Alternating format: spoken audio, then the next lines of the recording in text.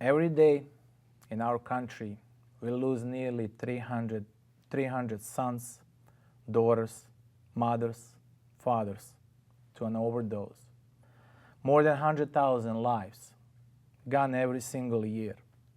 Here in Seminole County, the pain hits home too. Over 110 lives lost in just 1 year. Each one someone's child, each one a future stolen. Addiction is not just statistics.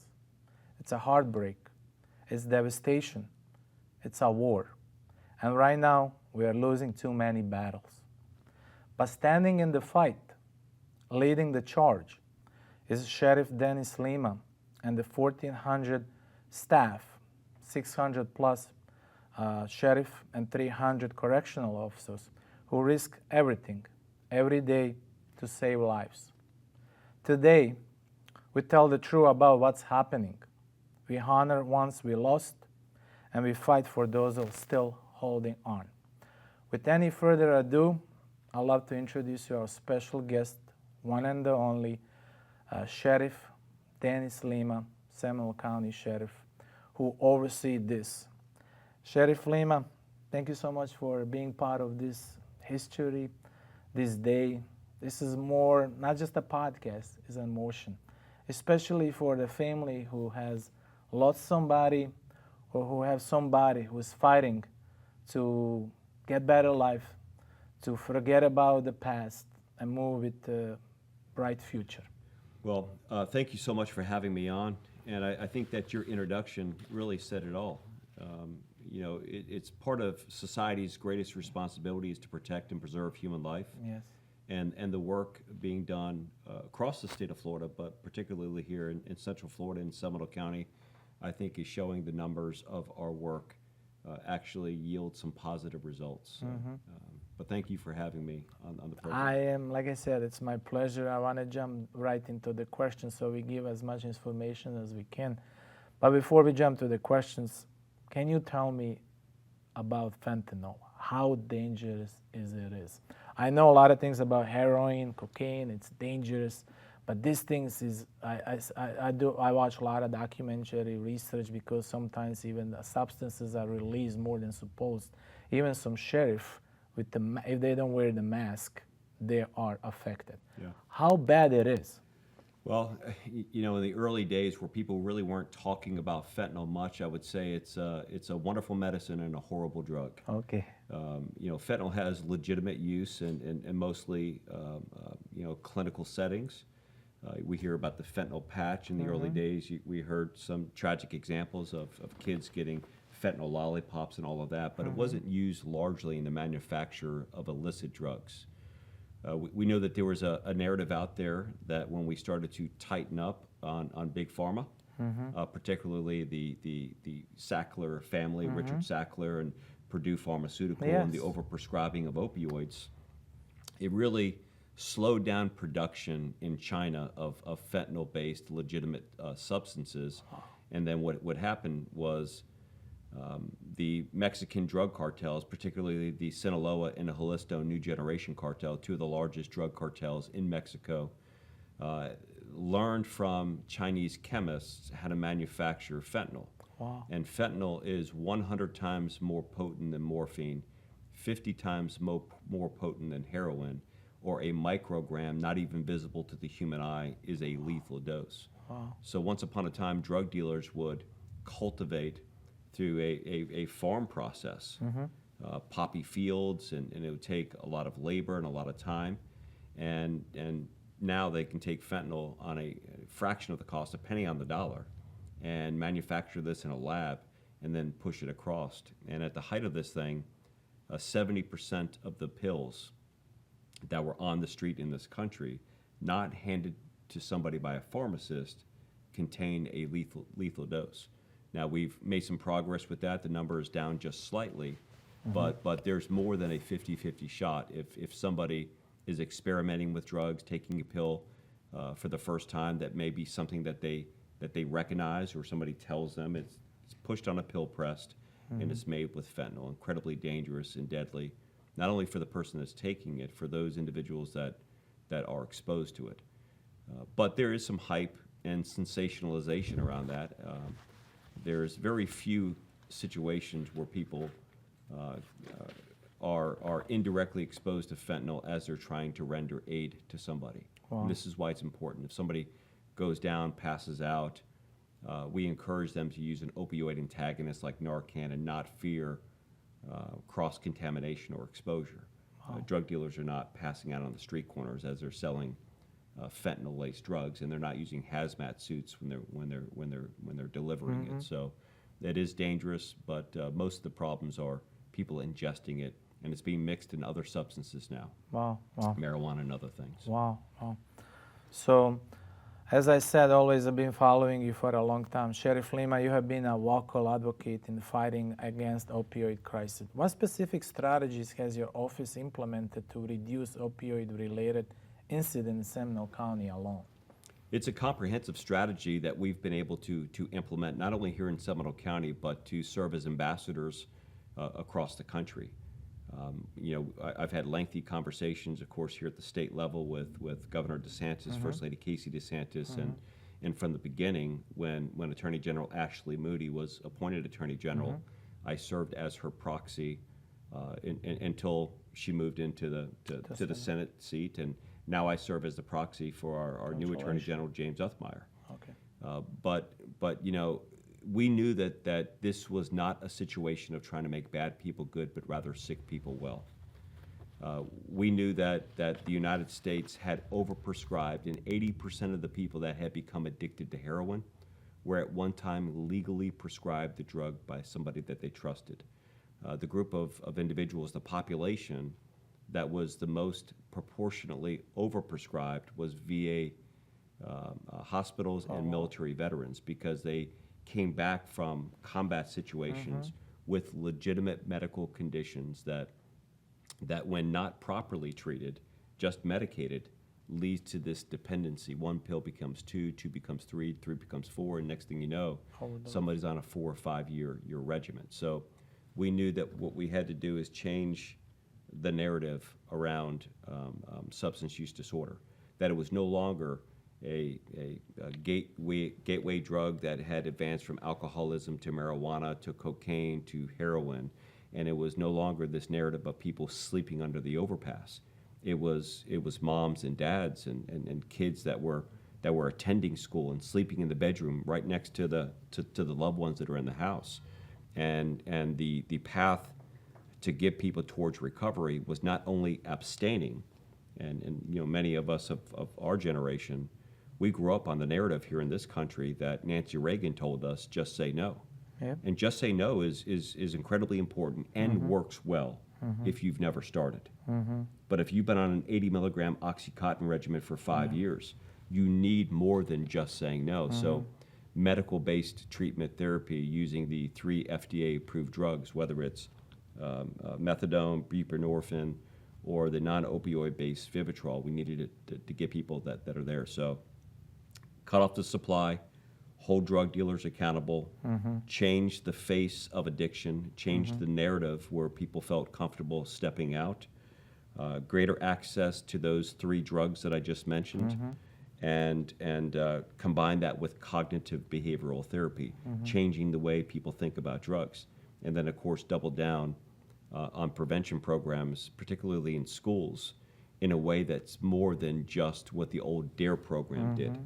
DARE program was never, developed on what we're seeing now, so we had to modernize that, and we've done that. Yeah, and I want to touch base, like in July 2019, you were appointed by Chair and Drug Abuse Prevention Panel by Florida First Lady. What insights or outcomes have emerged from this panel that have been implemented locally? Yeah.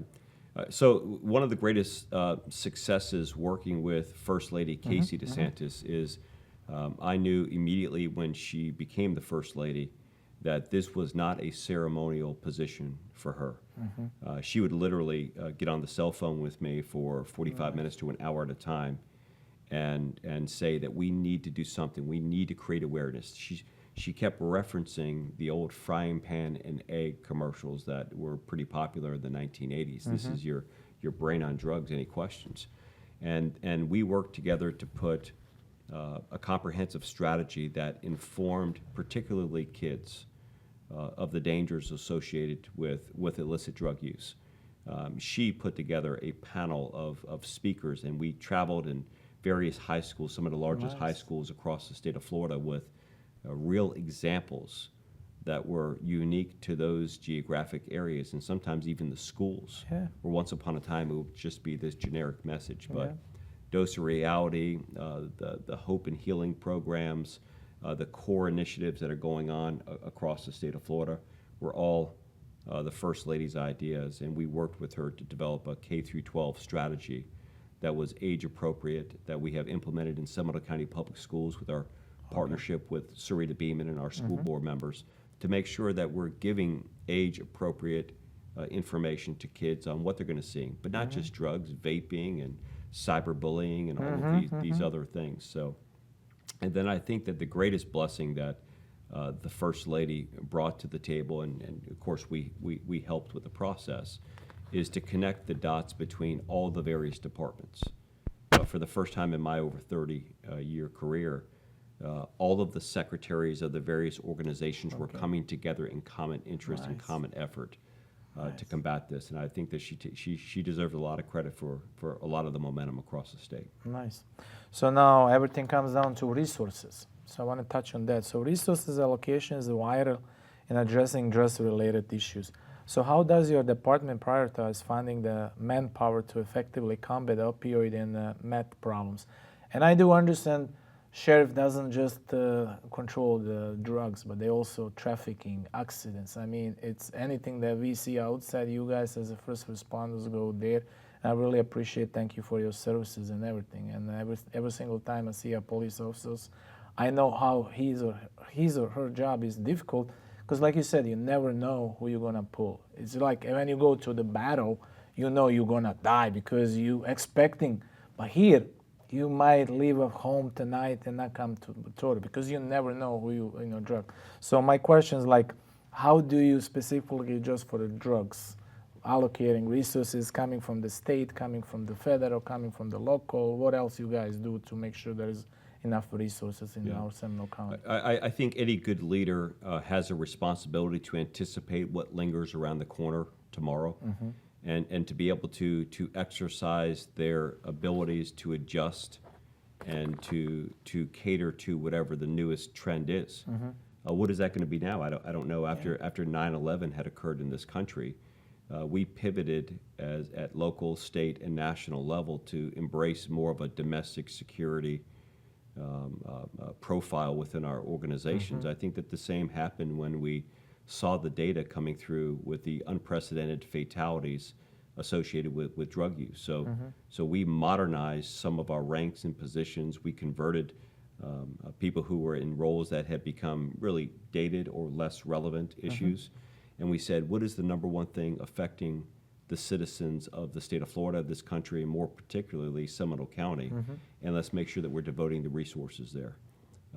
When you have a budget our size, I mean, we're just shy of a $200 million annual operating budget. We have some flexibility moving things around, but we also leveraged our relationships with other organizations, both nonprofit and people who felt like they had a shared interest in our space. And I think Advent Health was probably our signature partnership, where I met with Tim Cook, who was the CEO of Altamont Health Hospital, Advent Health Altamont, and kind of pitched the proposal to him of creating a drug assessment center that does all the things that I mentioned, provide MAT and help navigate people a path towards sobriety and help them and their families. I think that was a big part of the financial benefits. But we also went to the legislature. The governor has now not vetoed and supported many of our initiatives in millions and millions of dollars to support our Hope and Healing Center.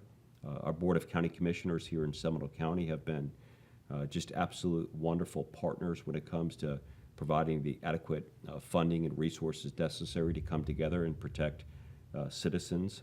Of course, our legislative delegation, including Senator Broder and particularly Scott Plakin when he was in office, and Rachel Plakin, to keep pushing and lobbying bills to make sure that we have adequate and proper funding. So you combine all of that, And I did serve as one of the state's expert witnesses on the multiple district and state lawsuit, and currently serve as the chair proxy of the Attorney General of the statewide Opioid Abatement Council, which is the $3 billion big pharma settlement that provided jurisdictions across the state of Florida, whether it's the 7 managing entities across the state of Florida or 20 qualified counties, of what to do with that money. And that's an 18-year window where monies are coming in, and millions of dollars are coming in just here into Seminole County. It was loaded on the front end heavy, $3 or $4 million on the front end, to allow jurisdictions the resources to get a hold of things and to build strategies around it. And then, at least for Seminole County, it bounces out to about $1.5 million a year for the next 15 years. So we have the resources, we have the money, and then most importantly, we have the data to support that our strategy is actually working. You mentioned some numbers that we're at the height of the challenges we have, but year-to-year data, there's never been a reduction like what we've seen now. Good. I mean, it's a huge reduction. It's a 42% reduction in fatalities, and a 29% reduction in just overdoses, and that shows that what we're doing is working. So it's just basically right implementation. Everything comes down to community trust. Officers trust community. So community trust is essential for effective law enforcement. And I know there was a lot of negative in the last few years, media and stuff, when it comes down to sheriff. I honestly believe that we need to have a law and order. If you don't have a law and order, you have no country. That's just simple. I mean, everybody with a logical reason would agree with that. So how does your office ensure transparency and maintain public trust while addressing opioid and the meth crisis? Yeah. So I think our fundamental philosophy has always been, or at least over the past 25 or so years, has always been openness and involvement and transparency, not because it's what the public expects, is because we rely on the information that the public has to be good, solid partners in our overall policing strategy. And I use the word policing intentionally because I think that the words law enforcement have been overutilized to explain the work that we do across this country every single day. There's 900,000 policing professionals that work hard every single day, and the enforcement of the law is just one component of good, solid, effective policing. If it was just law enforcement, most of what we talked about today, somebody would say, well, why is the sheriff doing that? So I think that when we see things, when we hear things, and then ultimately when we make mistakes, there was a responsibility to own those mistakes and to communicate what goes on. But we do that through sources like this, media outlets, and if something happened in this conversation, I can promise you all the media sources locally are going to be outside, and, and we're going to be telling them exactly what happened. And that's something that we're incredibly proud of. Yep, and I'm really proud about you actually coming out to multiple channels, you're sharing. Like I said, some sheriff doesn't, but you are probably one of the most advocated when I'm seeing, I'm following a lot of them. Right. But you're just sharing opioids, sharing what's actually, if we can somehow reduce that to 70–80%, I believe police officer job would be much more easier. And I believe those are kind of resources could be allocated for something more important. I know this is important too, but this is something we can get done. My other question is that collaboration is a key in tackling substances abuse. Can you discuss additional partnerships that you're already providing besides working with the First Lady and form here on a local level, or other law enforcement agencies to combat opioid and meth abuse? Yeah, so we all come together in the policing community to be able to kind of connect the dots. All of the municipalities throughout Seminole County, the 7 cities, and then the 8th police department. When you include the airport police, there's a connection and a collaboration there.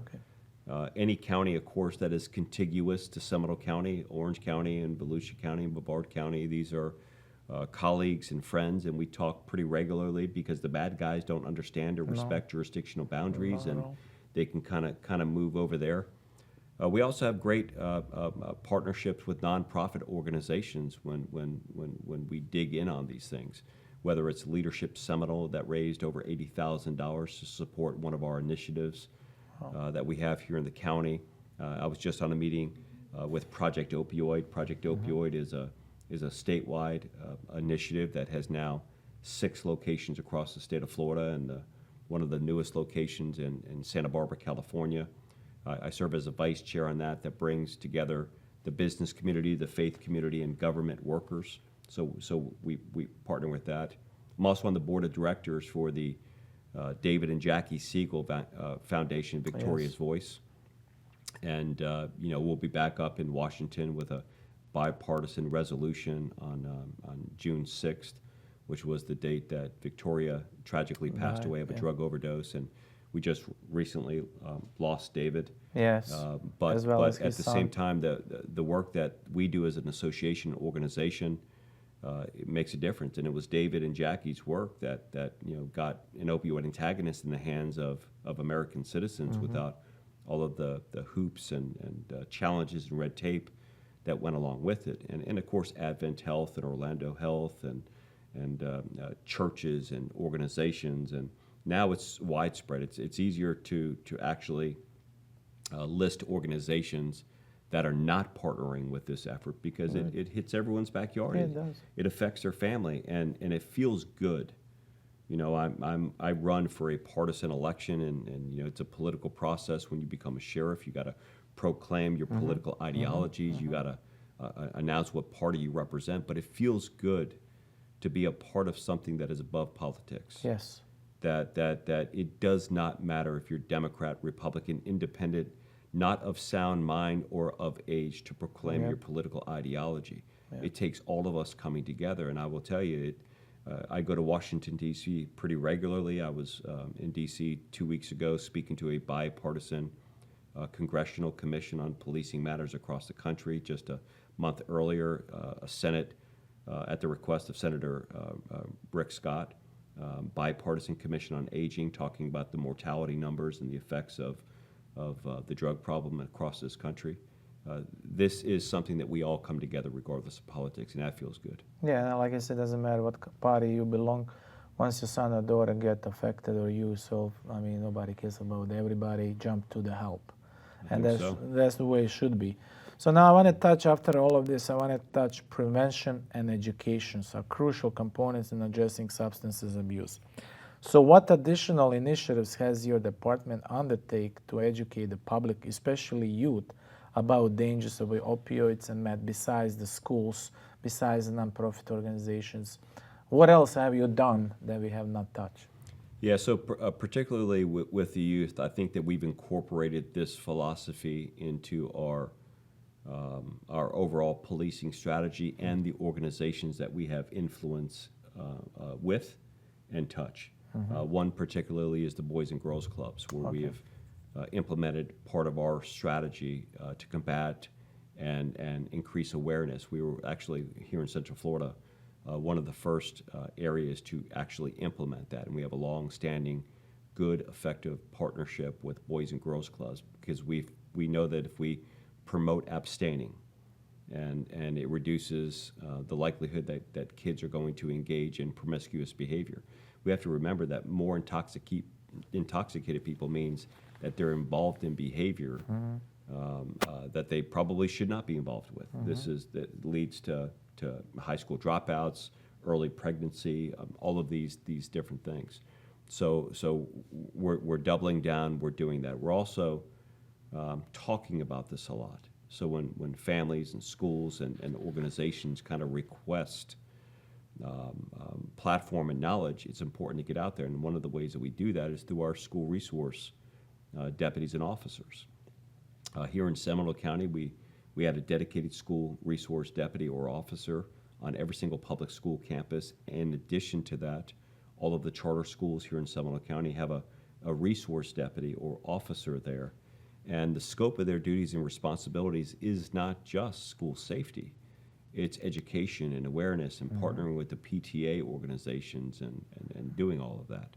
On a more global network, we have efforts through DCF, who are, again, a great partner, the Department of Children and Families here in the state of Florida.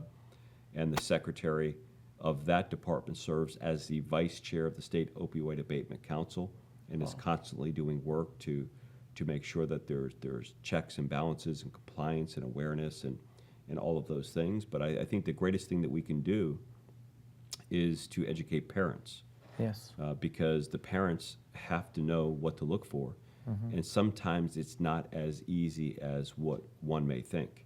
I mean, we know what cocaine looks like. We know what a marijuana cigarette rolled up looks like. But sometimes with the vapes and the other ways to disguise this, it's a little bit easier for it to blend in. And I think it's a constant challenge, making sure that we stay up to date and aware. Lastly, and this is not a political statement, but COVID and sheltering in place and wearing a mask had a negative cognitive effect on people, particularly kids. And if you were a high school, if you were a 15 or 16-year-old, and you spent the 2 years of your life not socially interacting, not experiencing some of the things that we experience as we're growing up, and now at 17 and 18, they're experiencing that for the first time, but they're off at the university, they're in the workforce, they're by themselves. That has a problem. So we at the Sheriff's Office developed a behavioral services unit because there are coexisting dependencies. If you are addicted to a substance, you also have a co-occurring mental health condition that goes along with it. Yes. And doing more in the mental health space is the next chapter of what we are doing. Great. So looking ahead, 2 years, 3 years, what are your long-term goals and plans for reducing the impact of opioids and meth abuse in Seminole County? I think that we have to be smart about data tracking. Okay. We have to run policing and government as we would run a private business. The numbers absolutely matter. So when you look at the numbers, here in Seminole County in 2024, the numbers, it was, again, a 42% reduction in fatalities, but the volume of fatalities in Seminole County was 66. The number of overdoses was close to a 30% reduction, but it's still 427 overdoses or poisonings. I say poisonings because overdose means voluntarily, knowingly taking something, but in some cases they're poisonings where a substance is altered or manipulated with another substance that the user is not aware of. I think that you have to track the data and you have to be timely about it. And I think it's important that the leaders within those areas know what their numbers are. We have a significant reduction in involuntary emissions under Florida's Baker Act law. We were at the height of it, about 3,500 involuntary emissions. We're down now just shy of 3,000. Significant reduction in the amount of juveniles. But I can give you these numbers without looking at a sheet of paper, without looking at a note, without looking at a talking point, because I live these things. And it's important for the people who are in charge of this to live them, because it does not matter what the number is. Every life absolutely matters. And if that's a part of your family, there's an expectation that there's going to be somebody on the bridge or at the helm or with the steering wheel in their hands that can navigate around these things and pivot. And what I would like to see is our numbers continue to trickle down. We dig in and offer more services when it comes to mental health and self-sustainability. But what we know about substance use is relapse is a part of addiction. So we have to watch out and be cautious for relapse. Another thing I think we're doing now is looking at the harms and the effects of prenatal conditions where children are being born with a dependency on opioids, whether it's because their parent was using illicit drugs, or whether their parent was overly prescribed drugs, or their parent started 2 of the 3 opioid-based FDA-approved medicines to combat substance use disorder, particularly methadone or buprenorphine. The child is also receiving that. So that may not manifest itself immediately, and children who are born to opioid-based parents are treated initially, but sometimes that can present itself years later. And I think that that's one of the things that we're digging in and doing research with now. We'll continue to work the Opioid Abatement Council across the state of Florida. We'll give best practice strategies on what we do and how we do it. And the days that the numbers are not working in our favor, we will change our strategy and we will move in a different direction to try to combat it. People are counting on us. And my question, should charges against the cartel, drug dealer, should be rigorously more imposed? Yes. Here in the state of Florida, the work that we have done here in Seminole County, and I do want to commend our team. I think that we have the best team in the business. I just last week I had another conversation with the newly appointed acting DEA administrator, who I suspect will be confirmed very soon, Terry Cole. His predecessor, Ann Milgram, direct conversations with her, great working relationship with DEA, but all of these new laws in the state of Florida, when it comes to drug dealers, we brought them through our legislative partners here as a part of our work and effort, like minimum mandatory sentences for drug dealers, cleaning up the murder statute. The last I checked, we still in Seminole County lead the country in prosecutions for first-degree murder of drug dealers. We added a new law that every time we revive somebody with an opioid antagonist, Narcan or Cloxado, that we can still hold the drug dealer accountable for second-degree felony culpable negligence for dealing the drugs. That if somebody sells drugs in proximity to an area where somebody's trying to get clean, that we can increase the penalty because there's always been windows and areas of vulnerability. A drug treatment center was not one until we added it to law. So the cartels need to be dealt with aggressively. Drug dealers need to be held accountable to the fullest extent of the law. And you cannot fix this problem without arresting the people responsible. You can't arrest your way out of the problem, but arrest, I can tell you, is a big part of it. Big part of it. Yeah. And my last question would be like, if you can share, Lemma, look it up in camera as far as the Seminole County, what they should do, how they should stay away from the drugs, if they ever get to point to get in touch with drugs. What is the certain things they should be aware of, the circles of people around, and if they get drugged, then not knowingly, intentionally, unintentionally, what they should do. What is the first thing they should do?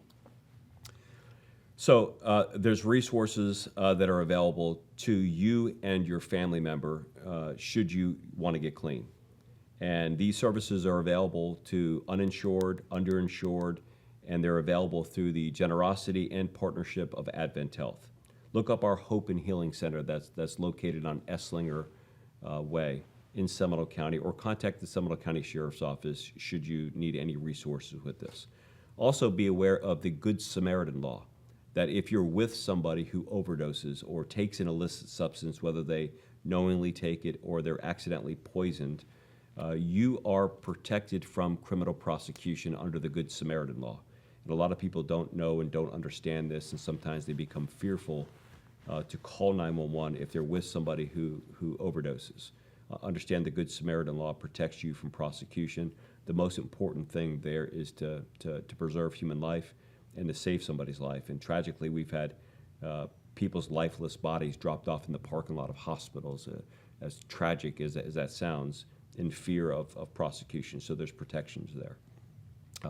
Get access.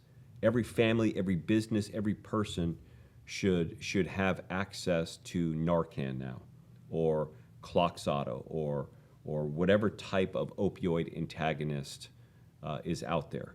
It is now available without a prescription. There's organizations all over the place that will provide it free of charge. And it's as close to having a magic wand that reverses the effects of a drug overdose as you can possibly have. When somebody takes a drug, it attaches to the mu receptor of the brain, and it tells the body to shut down just like that.